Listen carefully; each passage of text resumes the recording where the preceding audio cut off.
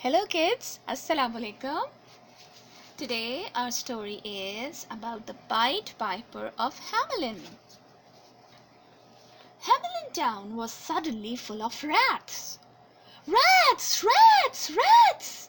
The streets were full of rats. They squeaked and chased each other across the street. The women screamed and the children ran in fear, while the men tried their best to chase away the rats. There were rats in the gardens and rats in the houses. They came in through the doors and windows. They came in through the pipes and chimneys and climbed onto the kitchen counters. Rats, rats, rats! They ate the cheese and fell into the soup and ran in and out of the sacks of flour. There were big rats and small rats, fat rats and thin rats, black rats and brown rats. There were rats with long tails and rats with curly tails. Rats, rats, rats! The people of Hamelin town were not happy. Something had to be done. So they went to the mayor and said, "This cannot go on. You must do something. You must rid this town of the rats." As the mayor sat thinking about what could be done, a strange-looking man in a tall hat and colorful clothes walked in. "Who are you?" asked the mayor. "What do you want?" "I am called the Pied Piper," said the man, "and I can help you rid your town of the rats, but I'll only do it for a fee." The mayor agreed to pay him for his task. So the Pied Piper stepped out onto the street and placing his pipe to his lips, he blew out a strange tune. All the people were surprised to see the strange-looking man piping away at his pipe.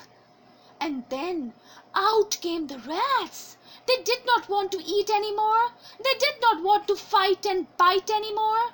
All they wanted to do was follow that strange music. Big and small, fat and thin, young and old, they all followed the Pied Piper as he led them towards the river. He piped and he piped till the last rat had joined him. Once he had reached the banks of the river, the piper stepped into his boat and continued playing his pipe. The rats followed him into the water and were drowned. The piper then came and asked the mayor for his fee, but the mayor was willing to pay only half the money. "If you don't keep your word, I'll pipe a tune which you won't like," said the piper. "The rats are drowned, so there's nothing you can do," said the mayor. "When you make a promise, be sure to keep your promise," said the piper. Then the piper put his pipe to his lips once more and played a merry tune. Suddenly, all the children in the town left what they were doing and followed him. The piper led them away from the town and across the fields. Their parents called out to them and told them to stop, but they would not listen. The piper led the children to a mountain which had a large cave. He walked into the cave playing his pipe. The children went in after him, but one little lame boy could not keep up with the others. As he reached the mouth of the cave, it shut before him. The people of Hamelin town were very angry. "Where have our children gone?" they screamed.